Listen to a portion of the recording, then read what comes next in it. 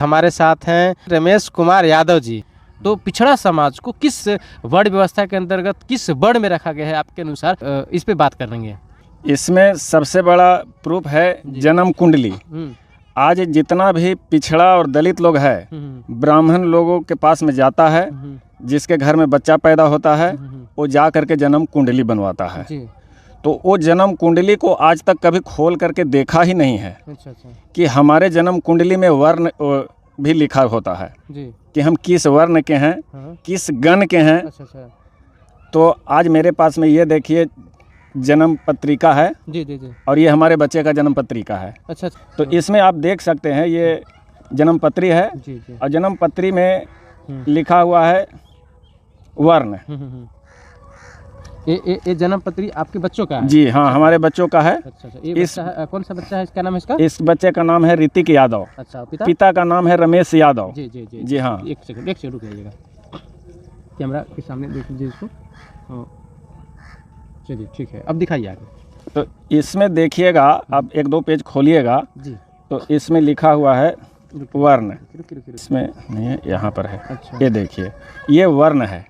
वर्ण है। ये वर्ण में शूद्र लिखा गया है। अच्छा। अब गण? और गण यहाँ लिखा गया है, यहाँ पर राक्षस। जी हाँ। इसको देखिए इस पर। हेलो दोस्तों, आप सभी का the logical Indian YouTube channel में बहुत बहुत स्वागत है। मैं हूं एडवोकेट पंकज कुमार त्रिपाठी, लखनऊ से। दोस्तों, आज बात होगी जन्म कुंडली के आधार पर किसका वर्ण क्या है, कौन ब्राह्मण है, कौन क्षत्रिय है, कौन वैश्य है, कौन शूद्र है। और इसमें गण के आधार पर कौन देव है, कौन दानव है, कौन असुर है, कौन गंधर्व है, कौन राक्षस है। जन्म कुंडली के आधार पर चर्चा होगी। जन्म कुंडली के आधार पर चर्चा मैं क्यों कर रहा हूं, इसके पीछे एक चैनल है जिसका नाम है नेशनल जनमंच, आवाज जन जन की। अभी मैं इनका एक वीडियो देख रहा था जिसको 2 दिन पहले इन्होंने अपलोड किया है, जिसमें लिखा है यादव किस वर्ण और किस गण में आते हैं, सच जानकर चकरा जाएगा दिमाग। तो दोस्तों, नेशनल जनमंच की इस वीडियो पर इनके बेटे का नाम है ऋतिक यादव, जिसकी ये जन्म पत्रिका लिए हुए हैं। और इनके मुताबिक इस जन्म पत्रिका को ये उड़ीसा के एक ब्राह्मण से बनवाए हैं जब ये उड़ीसा में रहते थे। अब जब इस समय सवाल उठा है कि यादव किस वर्ण में आते हैं, वैश्य हैं कि शूद्र हैं, तो एक दिन इनके मन में आता है कि क्यों न बच्चे की कुंडली देख ली जाए, जन्म पत्रिका देख ली जाए। और ये अपने बेटे की जन्म पत्रिका देखते हैं तो इसमें ये पाते हैं कि इनके बेटे की जन्म पत्री पर लिखा है वर्ण शूद्र और गण राक्षस। और इसी आधार पर यह वीडियो बनाई गई है कि ये निर्धारित कर लेते हैं कि ब्राह्मण ने, पंडित जी ने जहां ये कुंडली बनवाए, उन्होंने इनकी जात के आधार पर इनके बेटे को वर्ण में शूद्र लिख दिया और गण में राक्षस कह दिया। अब चलिए इसकी पड़ताल करते हैं जरा ज्योतिष से। दोस्तों, मैं स्वभावतः ज्योतिष में रुचि रखता हूं और जब यादव समाज के लोगों के पास कुंडली है तो हमारे तो पूर्वज यही काम करते थे। मेरे नाना पंडित रामबली शास्त्री जी बहुत बड़े ज्योतिषविद थे। ये मेरी जन्मपत्री है और आप इसको देखकर चौंकिएगा मत। इस तरह के कम से कम 10 जन्मपत्रियां हमारे घर में होंगी, क्योंकि कहीं कोई आता है, देखना होता है, या कोई विद्वान समझना चाहता है तो फौरन वो मोबाइल पर सॉफ्टवेयर में डालता है और निकाल लेता है। अब मैं आपको बताता हूं कि तो मेरा वर्ण पंकज कुमार त्रिपाठी, जो जन्म से जाति से ब्राह्मण है, उनका वर्ण क्या है और उनका गण क्या है। दोस्तों, आप देखिए, बस समय को मैं चाहूंगा कि लोग ना देखें, एग्जैक्ट पता नहीं होना चाहिए। थोड़ा इन चीज़ों को गोपनीय रखा जाता है, क्योंकि जो जानकार होते हैं वो आपकी जानकारी का दुरुपयोग कर सकते हैं। आप जिस ब्राह्मण पर भरोसा कर रहे हैं, जिस विद्वान पर, कोई जरूरी नहीं कि ब्राह्मण ही ज्योतिषी हो, उसी को शेयर करिए। तो जन्म तिथि तो आप देख लीजिए, 29 नवंबर 76। ये देखिए, जिला भी चाहे तो आजमगढ़ लिखा हुआ है, क्योंकि जिस समय हम लोग पैदा हुए थे तो आजमगढ़, और घर से आजमगढ़ नजदीक है। और ये कुंडली यही कहीं लखनऊ में निकली होगी, कोई ज्योतिषी महोदय देखे होंगे। अब यहां देखिए, अवकड़हा चक्र कहा जाता है। चूंकि इनका हाथ से भरा हुआ है तो ये हर बात अलग अलग पन्नों पर होगी। और ये इंटरनेट से निकाला गया प्रिंट आउट, तो एक ही पेज पर बहुत सारी बातें निकल गई। ठीक है, ये जहां से बता रहे हैं कि इनके बेटे का वर्ण शूद्र है और गण राक्षस है, उसे अवकढ़ा चक्र कहते हैं ज्योतिष में। और अब आप अगर अवकढ़ा चक्र देखेंगे पंकज कुमार त्रिपाठी का, तो देखिए सबसे पहला लिखा है वर्ण शूद्र, वस्य मानव, नक्षत्र शतभिखा, पदा तीसरा, राशि सैटर्न यानी शनि, गण राक्षस। तो भैया रमेश यादव जी, आपके बेटे ऋतिक यादव का जो वर्ण शूद्र है, तो पंकज त्रिपाठी का भी वर्ण शूद्र है इस कुंडली के हिसाब से। आपका बेटा गण से राक्षस है, तो पंकज त्रिपाठी भी गण से राक्षस हैं।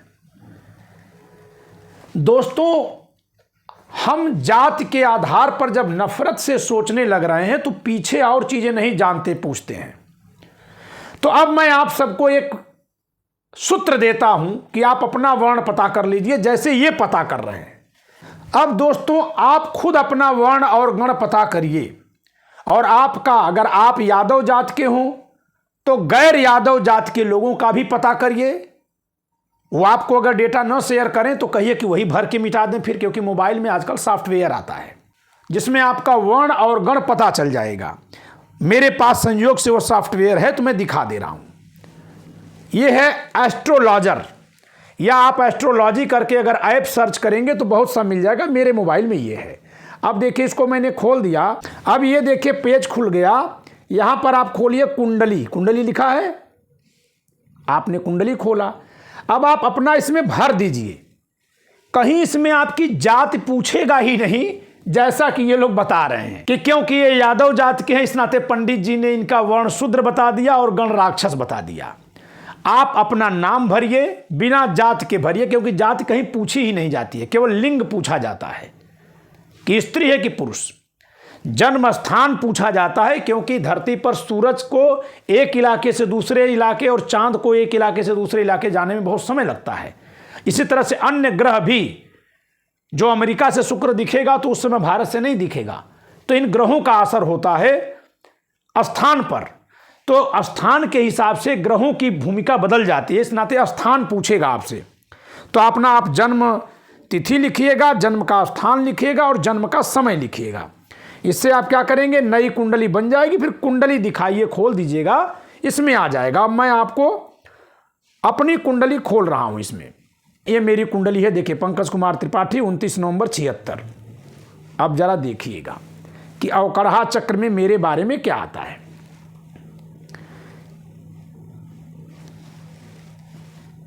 यह है अवकढ़ा चक्र, इसी को खोलेंगे तो आ जाएगा जो ये लोग दिखा रहे हैं। देखिए, वर्ण शूद्र, योनि अश्व, गण राक्षस, वस्य मानव, नाड़ी आदि। जब शादी मिलान की जाती है लड़के लड़की का, तो दोनों की नाड़ी एक नहीं होनी चाहिए। अगर नाड़ी एक हो जाएगी तो संतान होगी नहीं, या होगी तो मर जाएगी, जिसको अब मेडिकल भाषा में RH फैक्टर कहते हैं। तो दोस्तों, अपने पारंपरिक ज्ञान का अपमान किए बिना हम लोग इसको समझें। हो सकता है कि पुरानी विद्या से आज की विद्या ज्यादा आगे हो, लेकिन सिर्फ जात के आधार पर पुराने ज्ञान को अपमानित करना, यह अपमान है किसका? ज्ञान का ना। मैं इनमें से किसी को दोष नहीं दे रहा हूं, बल्कि इनको मैं थैंक यू बोल रहा हूं कि आपने कुंडली के माध्यम से वर्ण दिखाया, तो पूरे भारत के लोगों को अपनी और अपने बच्चों की कुंडली देख करके उनका वर्ण और उनका गण देखने का नजरिया पता चल जाएगा, देखने का माध्यम मिल जाएगा। तो फिर इससे लाभ किसको मिलेगा? फिर ये मत कहिएगा कि ये लोग ब्राह्मणों को लाभ देने के लिए आए हैं। वैसे तो ज्योतिष विद्या कोई भी सीख रहा है, सीख सकता है, लोग सीख रहे हैं। तमाम कायस्थ समाज के लोग कर रहे हैं, बनिया समाज के तमाम लोग ज्योतिषी बने हुए हैं, अच्छे ज्योतिषी हैं। तो अब जो इन्होंने कुंडली दिखाई है, इस कुंडली को देख करके आप लोग भी अपने बच्चों का डालिएगा ऐसे सॉफ्टवेयर में, उसमें देखिएगा वर्ण आएगा। हां, सवाल यह बनता है कि इसमें अगर वर्ण में शूद्र लिखा है तो क्या है, वैश्य लिखा है तो क्या है, ब्राह्मण लिखा है तो क्या है, और क्षत्रिय लिखा है तो क्या है। ऐसे योनि में जो लिखा है अश्व, हथनी, मूषक, शशक, हिरण, गौ, ये तमाम चीज़ें लिखी हैं। दोस्तों, ज्योतिष विद्या में पहले इतनी चीज़ें पता चल जाती थी कि उसको एक तरह से मेडिकल सर्टिफिकेट होता था।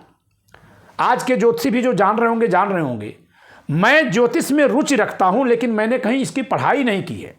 तो मैं अपने परिवार में जितने लोगों को मैं जान रहा हूं, उन सबका जब वर्ण देखता हूं और इसमें जिनका जिनका वर्ण शूद्र आते हैं, मैंने एक कॉमन चीज देखी। जैसे मेरे में मेरा वर्ण शूद्र है, तो यह हो सकता है कि वर्ण का निर्धारण इसी से होता रहा हो। यह भी हो सकता है कि जो मैं नीचे के समाज के लिए ब्राह्मण जाति में पैदा होकर इतना दया भाव रखता हूं, इतना उनके अधिकार के लिए सोचता हूं, लेकिन उनको तार्किक बनाता हूं, हो सकता है कि मेरे अंदर वो शूद्र के भाव हों। यह भी हो सकता है, क्योंकि भी इसका मतलब क्या है तो वही बता पाएगा। लेकिन एक और चीज जिस पर मैं बात करना चाह रहा था कि मैं अपने में और अपने परिवार के अन्य लोगों में एक बड़ा अंतर देखता हूं कि मुझे किसी चीज से घृणा नहीं आती। कहीं गंदा है, कुछ गिर गया है, ठीक है, आज हमको नहीं साफ करने की जरूरत पड़ती है, लेकिन अगर कहीं जरूरत है तो मुझे कोई घिन नहीं आती, मैं उसको साफ कर देता हूं। ये मेरे अंदर है। हो सकता है कि इसलिए हो, मैं अपना पराया बहुत नहीं सोच पाता। तो ऐसा नहीं है कि ये वर्ण का निर्धारण है, ये उस वर्ण के गुण को दिखाता है। और यदि ऐसा खुलासा इनकी वीडियो के माध्यम से और जो मैं सोचकर आया और मैं बोला इससे होता है, तो हो सकता है कि एक बहुत बड़ी पहेली खुल जाए कि वर्ण व्यवस्था में किसका क्या वर्ण होगा, इसका निर्धारण कैसे करते थे उस समय के लोग, जब ये जन्म पर आधारित नहीं थी, कर्म पर आधारित थी, कहा जाता है। तो संभव है कि इसी आधार पर निर्धारित किया गया हो, यह संभव है। तो अब हम आपको दो बातें बताएंगे इस वीडियो में कि आप सब लोग कम से कम अपने बच्चों का, जिनका जन्म बाद में हुआ होगा, सबका जिनका हॉस्पिटल में हो रहा है उनका तो समय पता ही होगा, पुराने लोगों का नहीं पता है, मेरे तमाम ब्राह्मण मित्र हैं उनको नहीं पता है उनका। तो आप जिनका पता हो उनका जरा इसमें भरिए, ऐप कोई भी अपलोड कर लीजिए एस्ट्रोलॉजी से जुड़ा हुआ, और उसमें डालकर देखिए कि जो वर्ण आ रहा है, ब्राह्मण, क्षत्रिय, वैश्य और शूद्र, चार में से कोई एक आएगा। जरा वर्ण के अनुसार बच्चों में क्रोध कितना है, तीक्ष्णता कितनी है, सहनशीलता कितनी है, कंजूसपना या चतुरता कितनी है। जैसे मुझे अपना सामान बेचने नहीं आता दोस्तों, आपने मेरी वीडियो से ही जान लिया होगा, लेकिन मैं दावे के साथ कह रहा हूं, कोई बुरा न माने, अगर इस आधार पर गुण है तो मेरे में और विकास दिव्य कीर्ति जी में बहुत अंतर है।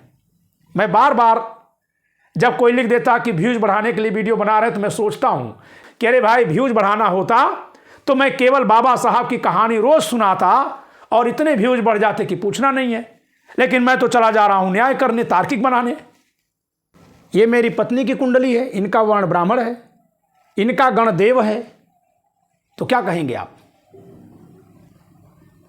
एक ही परिवार में दो लोग हैं, पति पत्नी, और दोनों जात से ब्राह्मण हैं। पति की कुंडली में अवकरहा चक्र में उनका वर्ण शूद्र, गण राक्षस, जबकि जात से ब्राह्मण, और पत्नी भी जात से ब्राह्मण, लेकिन उनका वर्ण ब्राह्मण और गण देव। स्वभाव में अंतर आएगा, यह मैं दावे के साथ कह रहा हूं। वो साफ जगह पर बैठेंगी, साफ करके नहीं बैठेंगी। और मैं साफ कर दूंगा, फिर चला जाऊंगा, जहां गंदा होगा वहां साफ करने चला जाऊंगा। गंदगी साफ करने वाला स्वभाव रहेगा। ऐसा नहीं लग रहा है कि कोई बहुत बड़ा रहस्य खुल रहा है इन लोगों की वीडियो से। अगर ऐसा है तो अब तो ये वर्ण व्यवस्था का रहस्य खुल जाएगा कि किस तरह से निर्धारित होता था। खैर, चाहे जो भी हो दोस्तों, बस मैं इतना निवेदन करूंगा कि ये लोग जो जन्म पत्री को देखकर सारे यादव समाज को शूद्र और राक्षस कह रहे हैं, ये गलत है। कुंडली में अवकरहा चक्र सबका अलग अलग आता है, जिसमें वर्ण, गण, वश्य, नाड़ी, नक्षत्र, राशि, लग्न, राशि स्वामी, लग्न स्वामी, इतने चीजों का उल्लेख होता है। इससे कुछ ज्यादा ही होगा। मैं ज्योतिष बहुत नहीं जानता, लेकिन हाँ, मजे की जानता हूं, स्वांत सुखाए जानता हूं। जितना भूगोल जानता हूं, जिससे नक्शे दिखाता हूं आपको, उतना ही ज्योतिष भी जानता हूं। तो दोस्तों, इस वीडियो में इतना ही।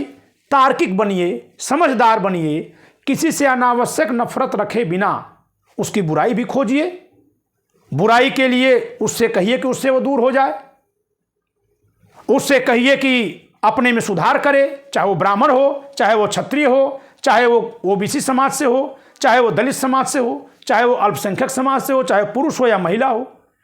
और अगर किसी के साथ भेदभाव हो रहा है तो जो कोई भी करने वाला है उसका विरोध करिए और जिसके साथ हो रहा है उसका साथ दीजिए।